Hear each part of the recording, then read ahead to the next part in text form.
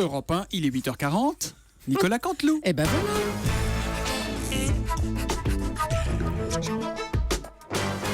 C'est presque de l'info, c'est la revue de presque de Nicolas Canteloup. Et c'est Stéphane Bern qui est avec nous ce matin. Bonjour Stéphane. Oh oui, bonjour mes chers voisins d'Europe 1. Mais dites donc, là, regardez-moi tous autour. Là. Il n'y a plus de saison. On est le 3 mai et c'est la distribution des cadeaux de Noël. Vous voulez parler de François Hollande qui augmente les profs et qui envisage de baisser les impôts, c'est ça? Oh, elle est affûtée, Maman Noël, sur le plan politique. Oui, bien sûr, c'est cela, exactement. Vous avez deviné, ma chère Julie. Alors, mon conseil, surtout, Oui. chers auditeurs, continuez à mettre François Hollande très, très bas dans les sondages parce que au rythme où ça va, pour redevenir populaire, il sera prêt à offrir une nouvelle voiture et un voyage aux Caraïbes à chaque Français. On prend, hein. Alors tenez bon les Français, parce que attention, s'il repasse au-dessus des 30%, il va arrêter les cadeaux, c'est sûr. Voilà. C'est pas faux. C'est Allez, mon on analyse politique du matin. on vous écoute pour les titres, Stéphane. C'est parti. Allez. Espace, oui, l'espace. 3 nouvelles planètes potentiellement habitables ont été découvertes. Bon, d'accord, potentiellement habitable, d'accord, mais à combien du mètre carré? Non, parce que si c'est oui, mais si c'est aussi cher que Paris, moi je me tape pas 3 années-lumière de transport aller-retour tous les matins pour aller bosser, franchement. Entre nous, elle est suspecte, cette triple découverte des pourquoi astronomes. Les astronomes, regardez, ils ne trouvent rien depuis Copernic. Copernic, d'ailleurs, la date, oui, Bon, 16e siècle, je sais pas oui, 1543. Bon. Voilà. Oui, mais Julie, il faut s'affûter, parce que si on veut piquer des auditeurs à France Culture, il faut faire quelque chose. Alors, donc ils trouvent 3 planètes habitables, et comme par hasard, ils le trouvent quand? La veille du pont. Ils font semblant de se donner bonne conscience pour pas aller bosser le lendemain. De toute façon, moi je vais vous dire mon opinion sur les astronomes, c'est des feignasses. Ils ont toujours le nez en l'air. Ah bah oui, voulez-vous. Elle vient de loin. Laissez brûler les petits papiers. Laissez brûler les petits papiers, vous l'avez dit. La Banque Centrale Européenne, en effet, pour la suppression du billet de 500 €. Conséquence immédiate, Jérôme Cahuzac et Michel Platini se sont achetés des valises plus grandes. Oui, réfléchissez, petite coupure plus grande, oui, pour mettre autant d'argent. C'est un coup à 2 bandes. Bon, bref, concept qui date. Nathalie Kosciusko-Morizet a fait une proposition. Quelle est-elle? Eh bien, de supprimer le poste de Premier ministre. Oui, bon, écoutez, c'est pas si révolutionnaire que ça. Je rappelle quand même que François Hollande a déjà expérimenté l'idée de se passer de Premier ministre en nommant Jean-Marc Ayrault. Oh là là. Je suis roche. Ah bah oui. Mauvaise fréquentation. Le Front National a demandé la démission de Marie-Christine Arnautu et de Bruno Gollnisch, coupable, d'avoir fêté le 1er mai avec Jean-Marie Le Pen. C'est bête quand même de fêter le travail le 1er mai et le perdre le lendemain. Grâce au Front National, voilà, le 1er mai, c'est la fête du travail et le 2 mai, la fête du chômage. Bien trouvé, Jean-Marc. Très bien. Brillant. Parfait. Brillant, merci. On ira à Philippe Cavrivière, Laurent Vassignan et Arnaud Deman. Exactement. Voilà. Spéciale investigation. Hier soir, Canal+ diffusait le reportage d'un de ces journalistes qui a infiltré une cellule djihadiste pendant 6 mois. C'est courageux, et bien pourtant, le journaliste en question a confié ne jamais avoir eu peur en compagnie de djihadistes. Bon, en même temps, c'est un journaliste de Canal+, donc il a l'habitude des gars qui coupent des têtes. Bolloré le fait chaque semaine. Oh là. Allez, enchaînez. Allez, compassion. Oh oui, je suis taquin. Je taquine le lion. Compassion entre voisins. Un mot du bore-out. Thomas, on parlait hier. Je l'ai réveillé, pardon. Pas du tout. Oui, c'est son petit moment de pause. Il est tranquille et détendu avec sa banane. Alors, Thomas, on parlait hier donc du bore-out. C'est le fait de s'ennuyer au travail. Et là, c'est à l'instant ce que vient de faire Thomas dans 2 minutes. Et ça a été jugé pour la première fois. Ça fait plaisir. C'était jugé pour la première fois. On peut dire qu'on a bossé toute la nuit pour cette émission. Et ça a été jugé pour la première fois pendant que lui il se réveillait le matin. Et ça a été jugé pour la première C'est fois. pas sa phrase. Donc, oui, je vais la finir. Donc, le fait de s'ennuyer au travail, le bar out, ça a été jugé au prud'homme. Ça veut dire que toute l'équipe de la matinale de RTL pourrait, c'est une fiction, mais pourrait attaquer la station pour ennui devant les interviews interminables d'Olivier Mazerolle. Oh, c'est pas bien. Non, c'est pas bien. C'est bas, oui. Oui, mais c'est bas parce qu'il ne peut pas répondre. C'est pas bien, ça ne se fait pas. Je mets un carton rouge à Laurent Vassignan, Philippe Cavrivière et Arnaud Demange. Les auteurs. Il n'y a pas de raison de les D'accord. censer en permanence. Merci Alors, Stéphane Bern, merci voilà. beaucoup. Allez. Une bonne nouvelle pour les ménages, François Vous avez Hollande. parlé de mes auteurs?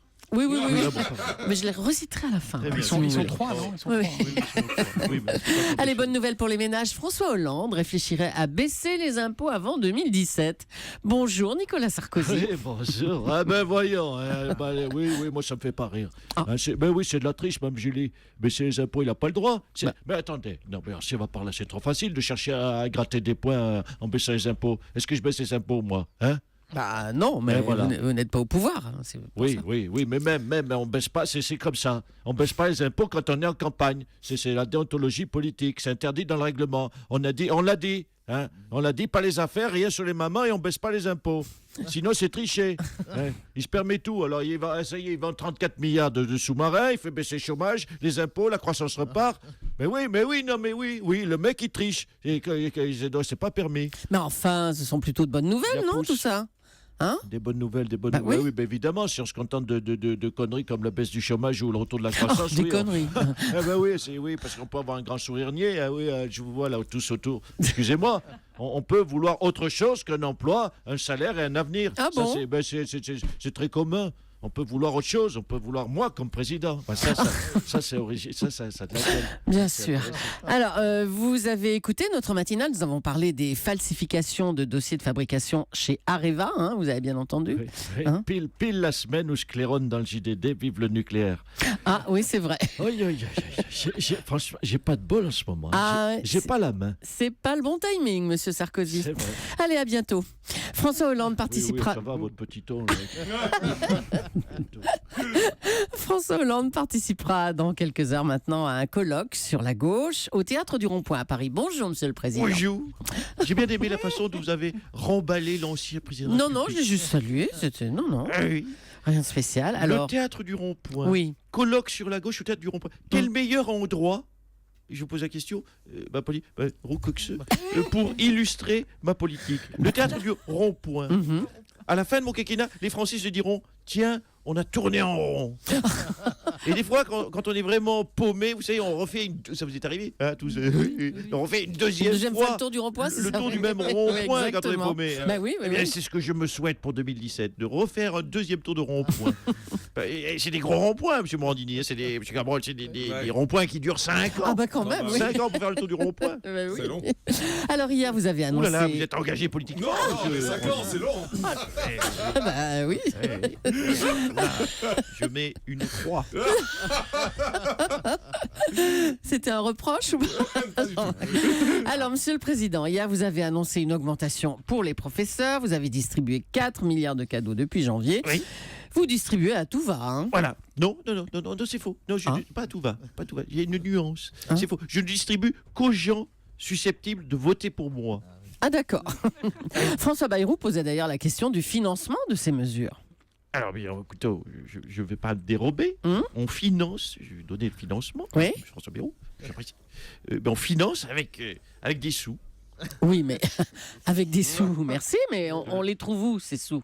Alors, je les prends, c'est là où c'est subtil, je les prends aux Français qui ne vont pas voter pour moi. Ah bah tiens. Et je le donne à ceux qui ont encore une petite chance de voter pour moi.